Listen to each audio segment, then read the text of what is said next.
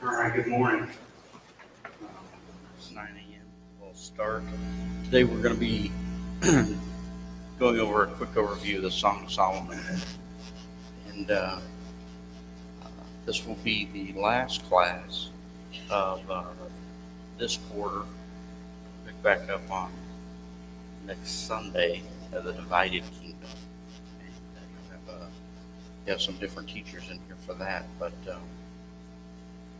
certainly we're gonna end here. We've finished up the wisdom literature. This being the last book that we'll study. Certainly attributed to see that in 1 Kings, I believe the 4th chapter, he has written 1,005 songs, and we see here in verse 1 it says the Song of Songs, which is Solomon. So this is one of the premier songs that he wrote.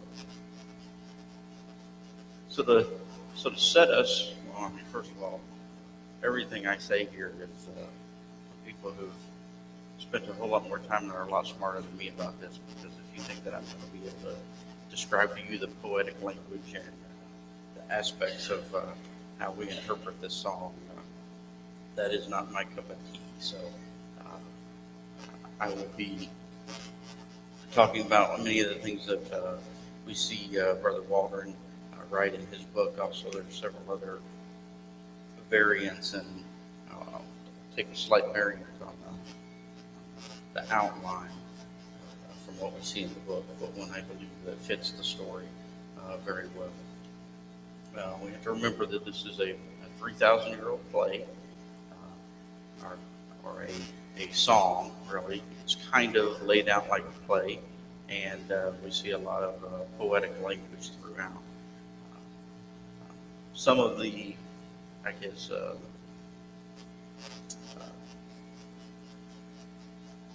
compliments that are paid would be odd to us today.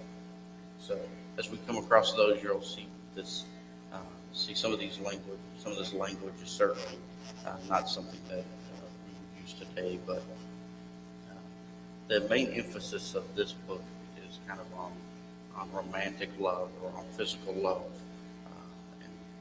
and the anticipation of the aspects of marriage that they talk about here.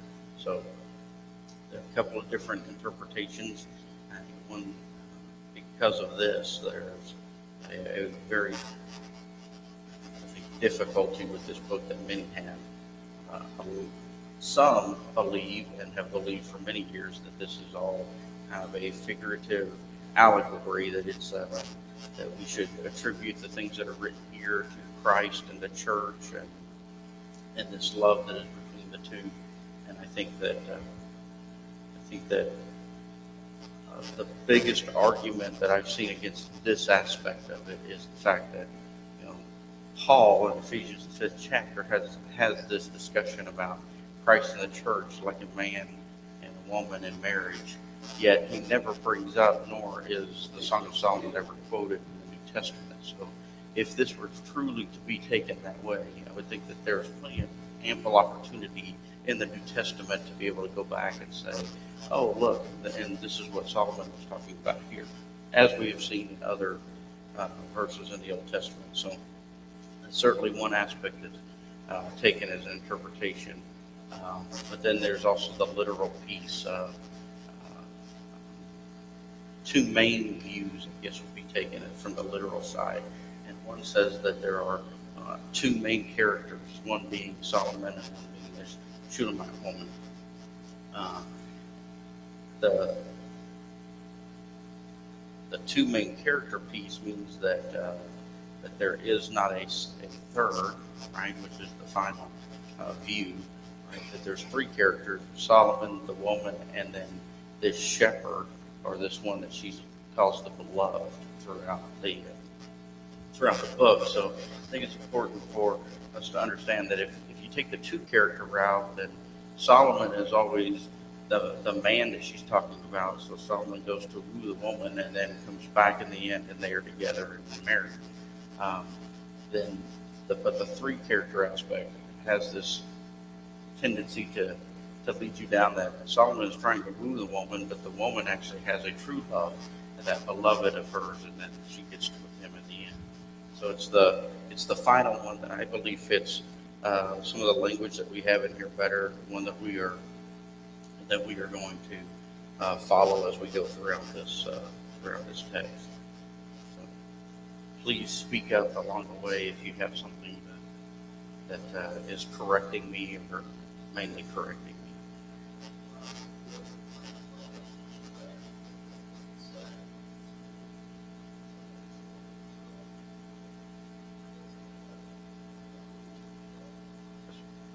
That's correct. And so you'll see a lot of, it's a good point, Mike. There's a lot of different versions of the Bible. Several of them actually try to help you out because this is like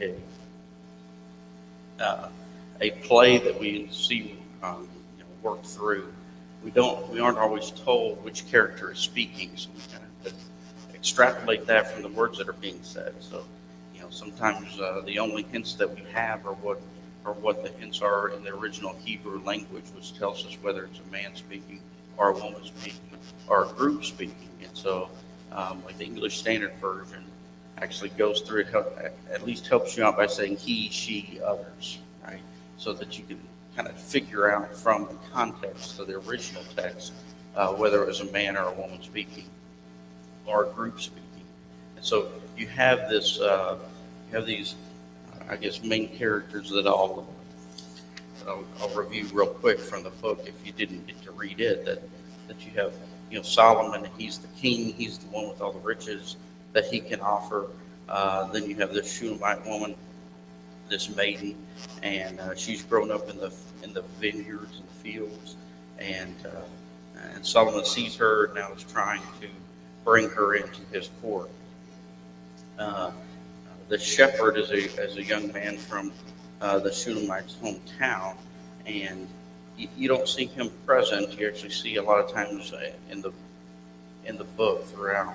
It seems like she is thinking back on the things that he says, but he's a character that comes out through here.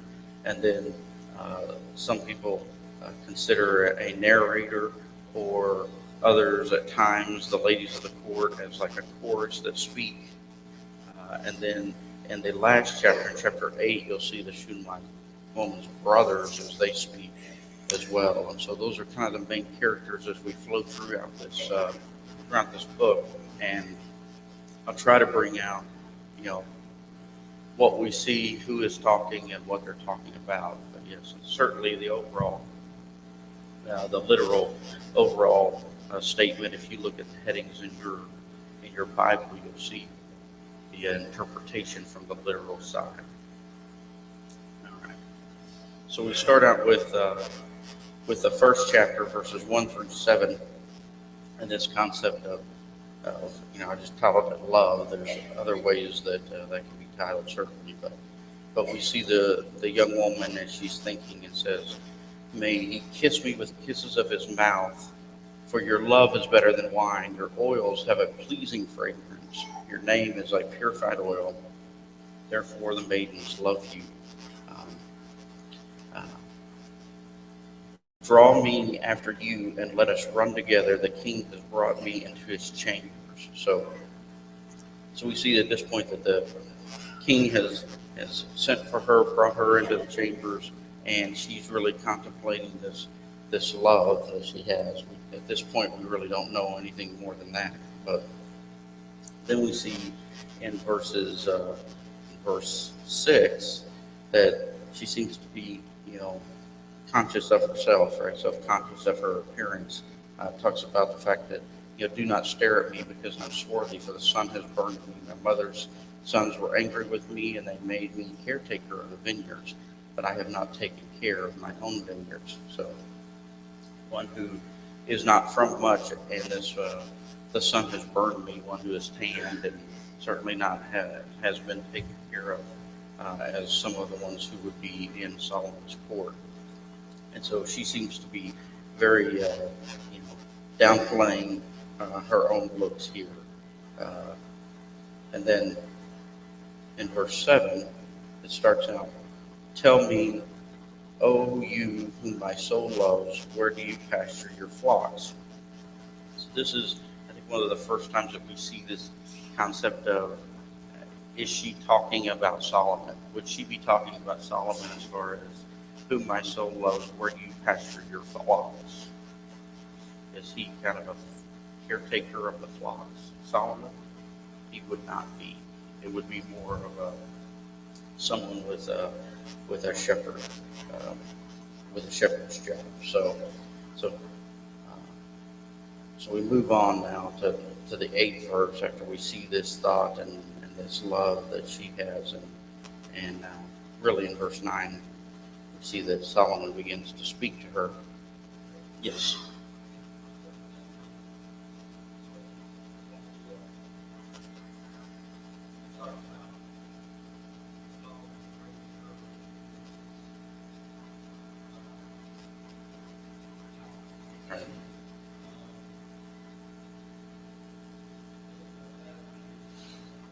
She's asking the question, where do you rely on him, or why should I be like one of those yourself besides the flock of your companions? So if she comes in, we know how many wives and concubines we have. Yeah. So it may be she's saying, you want me to be like one of these others, or am I more special? Kind of an idea. And chapter 6, and we'll get to there, but in chapter 6, verse 8 specifically, it says there are 60 queens and 80 concubines. So this is not, point taken, right? This is not near the end of Solomon's life, because Solomon had 700 queens and 300 concubines for a total of 1,000. So this would make her, like number 141, right, as an overall, if we're taking the numbers, right? But no, that's a valid point. I mean, another way that you could look at that based upon the entire, the end of that verse, that she could be asking, where do I fall in this structure? How different would I be?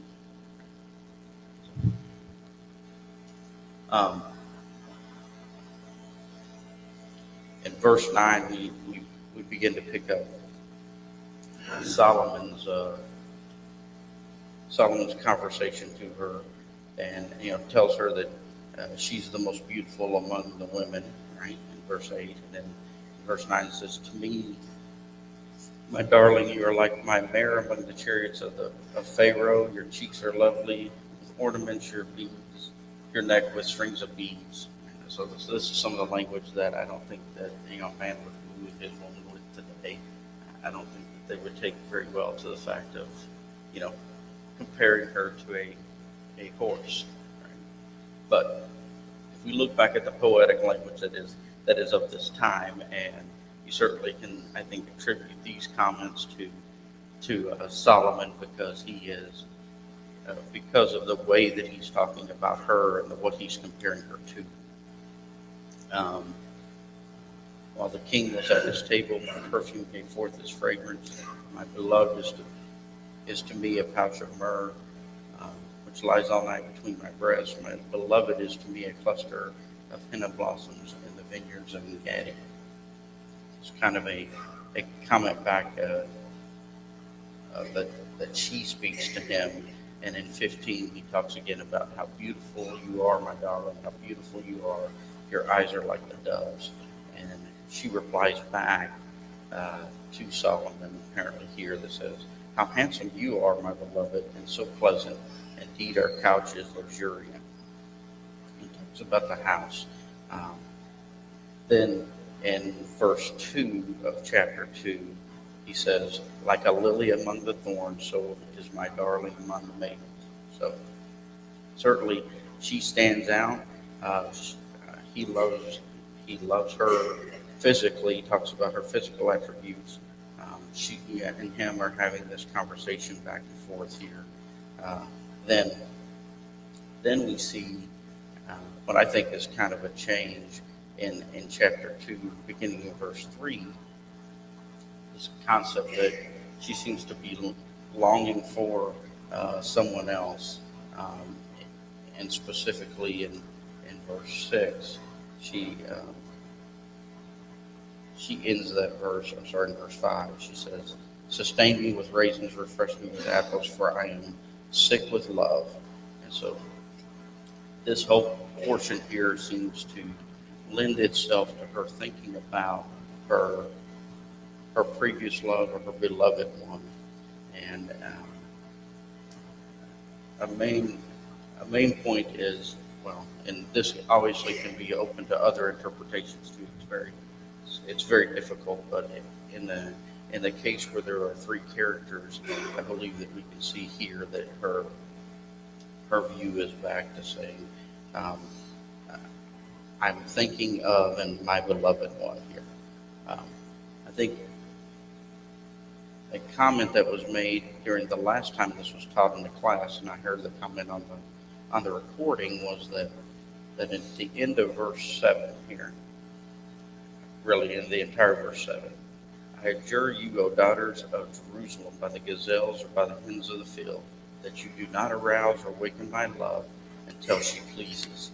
It's again stated in chapter 3 and verse 5, this concept of not to stir or awaken the love until it pleases.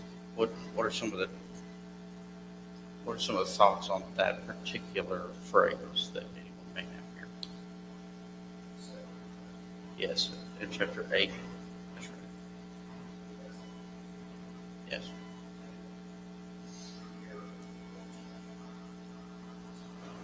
The Shunammite, I don't think ever refers to Solomon as her beloved.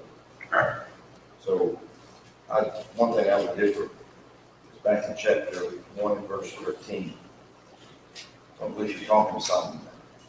I think her beloved is always on her mind. Solomon's attempt to woo her, every time he describes her, is physical attributes. It is only a sensuous, physical relationship he wanted with her because of his affinity for women, let alone his son. But her love, her beloved, was based on character, her upbringing. She mentioned that a few times, how her mother even helped, in some respect, rear her beloved. They had a common background, common approach to upbringing. So, this attempt by Solomon, she says this 3 times in the Maiden's book. Let Solomon have a chance to awaken my love, but let it be done correctly. Not just based on physical attraction, on sexual connotation to it, but let it take its course, let it run naturally. And I believe that's the approach to the book. When in the end, she picks her beloved because his love for her is based on character, is based on true, genuine love, not based on physical attraction. And I think that this phrase at the end of 7 and at the end of 5 in chapter 3, as well as in 8, what it said again, is that shows that some sort of restraint, right? That she's just not throwing herself into this situation to see how it works out. Like something that's really contrast to today, right? Is that there is this restraint, and that this courtship can happen in a way that is physically restrained. And, and I think very, very good point, and one that I would agree with you on that. And 13 through 14, or 13 and 14 in chapter 1. I think she is looking more toward that beloved. I agree. So here we have this interchange, and then at this point in the book, in the song, that we kind of see this this concept where she has this longer thought about her true love, from really verse 8 all the way to verse 5 of chapter 3, and we see her thinking about this beloved of hers. It says, "Listen, my beloved, behold, he is coming, climbing on the mountains, leaping on the hills. My beloved is like a gazelle or a young stag. Behold, standing behind our wall, he's looking through the window, he's peering through the lattice." And then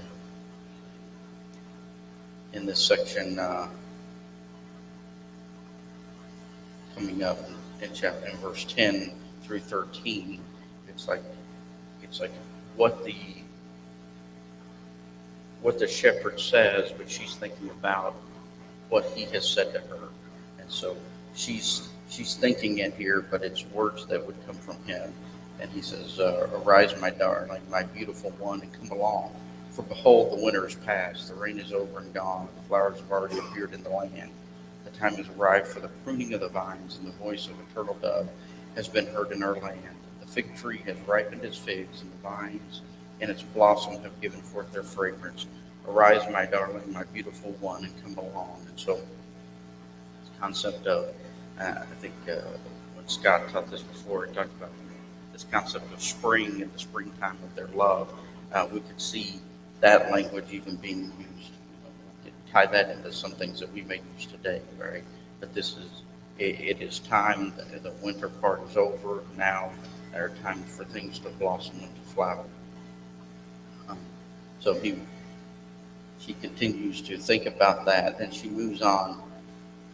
It's almost like a daydream scene. And then in chapter 3, it starts out, "On my bed, night after night, I sought him." So this seems to be a dream that she has, a somewhat troubled dream that she has, as the title of my Bible says. But "On my bed, I sought him with whom my soul loves. I sought him, but found him not. I will rise slowly. I will rise now and go about the city in the streets and in the squares. I will seek him whom my soul loves. I sought him, but found him not." Let's skip down to verse 5. Again, she says, to the maidens, "Do not stir up or awaken love until it pleases." So she has this whole concern that she goes out and is trying to look for him, right? In verse 4 specifically, it says, "Scarcely I had left them when I found him whom my soul loves, and I held on to him and would not let go." So this thought of the fact that she remembers him as she's away from him, and then she dreams at night that he is gone and left her, but she has sought him out and she has found him and brought him back and is not going to let go of him. Then we kind of see this scene change. I don't know. So we kind of see this scene change in chapter 3 and verse 6 through 11, and this was where we kind of see a narrator kind of lay out what is happening here. And so, what is this coming up from the wilderness like columns of smoke, perfumed with myrrh and frankincense, with all scented powders of the merchants? Behold, it's the traveling couch of Solomon, 60 mighty men around it, the mighty men of Israel. All of them wielders of the sword, expert in war. Each man has a sword on his side, guarding against the terrors of the night. Talks about he made himself a chair. He's covered in silver and gold and purple fabric, right? And in verse 11, "Go forth, O daughters of Zion, and gaze on King Solomon with the crown, with which his mother has crowned him on the day of his wedding and on the day of his gladness of heart." So what do we see here from Solomon and how he appears and comes in. You see his great, his wealth, his majesty as he comes in, and you see this impressive scene, once again about who he is and what he has and all these things, which would be intended to help sway the young woman. In chapter 4, and this really is, I think, the best defense in this chapter of why there are probably three main characters. Because in chapter 4, verses 1 through 6, it's comments from Solomon once again, the second time, discussing with her how beautiful you are, my darling, how beautiful you are. Your eyes are like doves behind your veil. Your hair is like a flock of goats that have descended from Mount Gilead. Your teeth are like a flock of newly shorn ewes which have come up from their washing. Once again, things that we probably wouldn't use to describe the woman that we love today, but certainly poetic language. And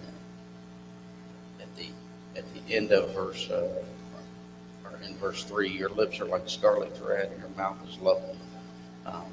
And I think we can easily attribute this to Solomon, because even in verse 4, it says your neck is like the Tower of David, and he starts to describe this Tower of David.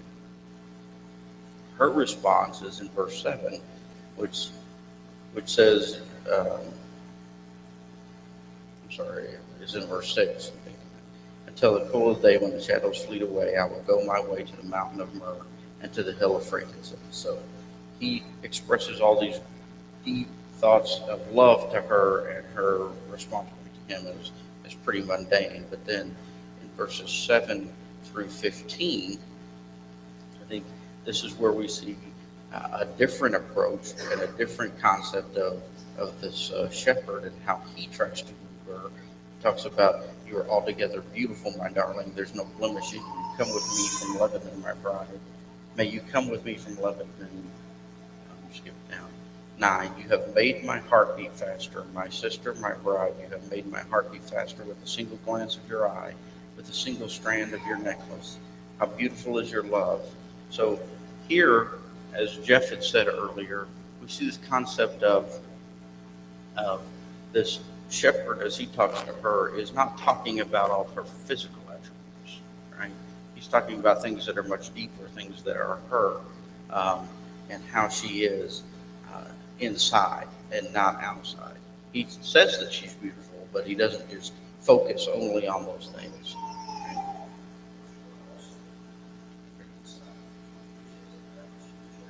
That's right.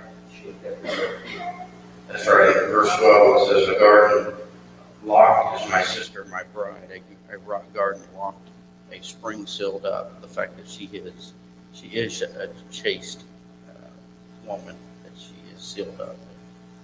Good point. So then, in her response to that love that's being expressed, we see in verse 16, I think is where she speaks back, is from the woman that's talking. It says, awake, O north wind, and come, wind of the south, make my garden breathe out fragrance, let its spices be wafted about. May my beloved come into his garden and eat its choice fruits. So you see the difference between her reaction to what Solomon says versus her reaction to what the shepherd says to her. She wants to be with him, and she sees the difference in the way that they're talking to each other. So, now, she continues on in chapter 5, and it's at this point they're obviously separated by some distance, because she seems to be in Jerusalem. He is probably back in actually the land of Issachar is where they would have been from, where Shunammite is. So Shunem is. So she's separated from him. Now we begin in chapter 5 and verse 2. It says, I was asleep, but my heart was awake. So once again, she is searching for her one that she loves. I was asleep, but my heart was awake. A voice, my beloved, was knocking. Open to me, my sister, my darling, my dove, my perfect one, for my head is drenched with dew, and my locks with the damp of the night. So here, the shepherd comes to her and it says knocks on her door. Yet the reaction here in verse 3, it says, I've taken off my dress. How can I put it on again? I've washed my feet. How can I dirty them again? My beloved extended his hand through the opening, and my feelings were aroused for him. I arose to open to my beloved. And then in verse 6, I opened to my beloved, but my beloved is turned away and is gone. So she has this dream or this thought about what has occurred. Now she is in this situation. He comes to her, but now he is gone. So we see in the rest of this chapter her trying to go out and to find him again, right? And then we see a chorus in verse 9, I think, others that come in and say, what kind of beloved is your beloved, O most beautiful among women? What kind of beloved is your beloved that thus you adjure us? And in 10 through 16, she begins to talk about her beloved and how he is, his attributes, that he's dazzling and ruddy outside, outstanding among 10,000. She talks about some of his physical attributes. And in 16, his mouth is full of sweetness, and he's wholly desirable. This is my beloved, this is my friend, O daughters of Jerusalem. And I think that's an interesting statement there in 16, where she called out specifically that this is my friend, O daughters of Jerusalem. So she's looking for him. Chapter 6 begins with a chorus or a narrator, others that are saying, where is he, that we can go help and find him? And then she simply says that he's gone down to his garden for the beds, to pasture his flock. I am my beloved's, and my beloved is mine, he who pastures his flock among the lilies. So she is thinking about him and the fact that they are for each other. And then once again, in chapter 6 and verse 4, we see Solomon for the third time trying to talk to her and trying to woo her again. And talks about, you're as beautiful as tears of my darling, as lovely as Jerusalem, as awesome as an army with banners. Turn your eyes away from me, for they have confused me.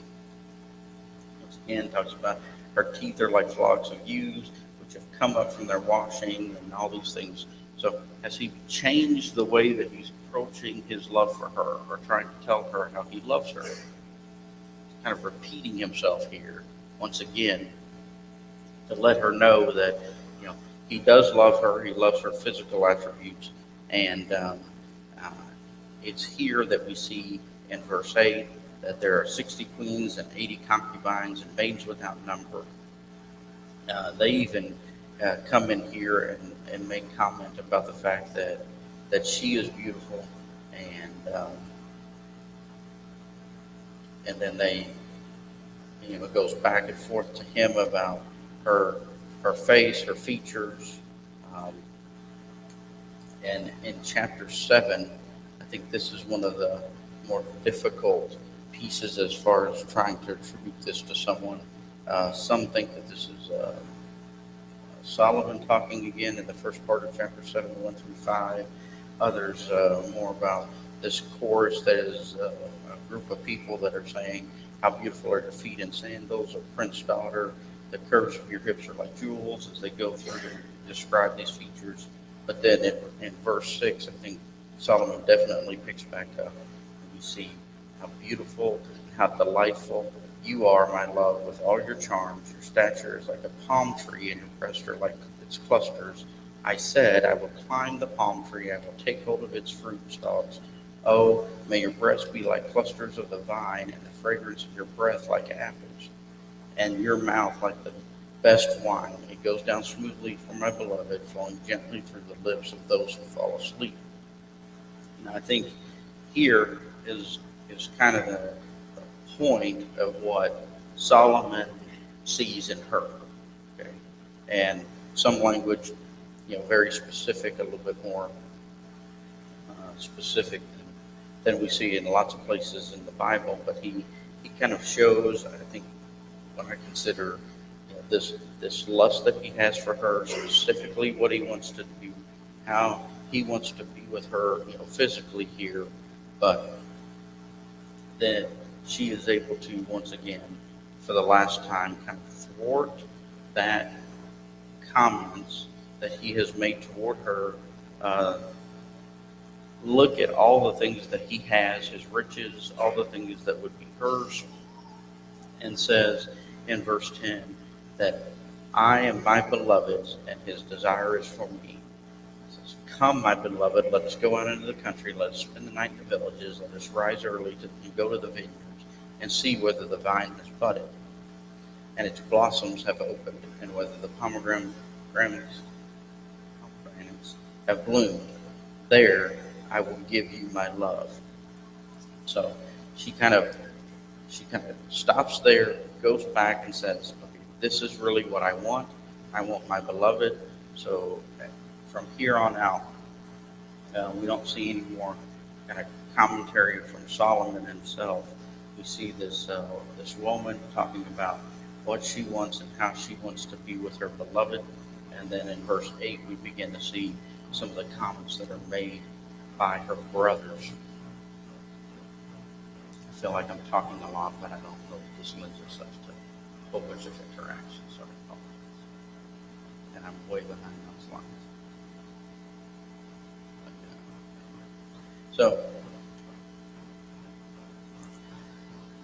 So at the end, it seems like she has come back to her beloved, and at the end of chapter 7, in verse 8, it says things like, and I believe Jeff had kind of made this comment earlier about, oh, that you were like a brother to me who nursed at my mother's breast. If I found you outdoors, I would kiss you. No one would despise me either. So they were brought up the same way, brought up kind of in the same manner.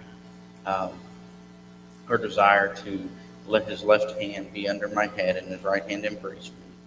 And then this last time that she says, or this comment is made about, I want you to swear, daughters of Jerusalem, do not arouse or awaken my love until she pleases. And that's chapter 8, verse 4. A significant theme, I think, throughout as well, as Jeff had mentioned when he spoke. So in verse 5, now we see her brothers speak in chapter 8. And we see this as they look out, and they said, who's this coming up from the wilderness, leaning on her beloved? Beneath the apple tree I awakened you. There your mother was in labor with you. Skip on down, we don't have very much time. It talks about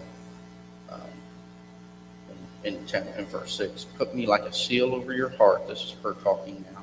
Put me like a seal over your heart, like a seal on your arm. For love is as strong as death. Jealousy is as severe as Sheol. Its flashes are flashes of fire, the very flame of the Lord. Many waters cannot quench love, nor will rivers overflow it. If a man were to give all the riches of his house for love, it would be utterly destroyed. So the brothers look out, they see her coming. She makes this comment about this love and how she has gotten this love. And I think in 6 and 7, one had pointed out, there's kind of 3 things that she can teach us about love here. And in verse 6 it says, for love is as strong as death. And in verse 7, many waters cannot quench it. And then what happens at the end of 7? Can love be bought? All the riches of man can't do that. So we see that right there. Back to her brothers in verse 8, talking about she's a little sister, and specifically in 9, I think it's an important piece here, where if she is a wall, we will build on her a battlement of silver. But if she is a door, we will barricade her with planks of cedar. Now, what do you think those visions, those references are to?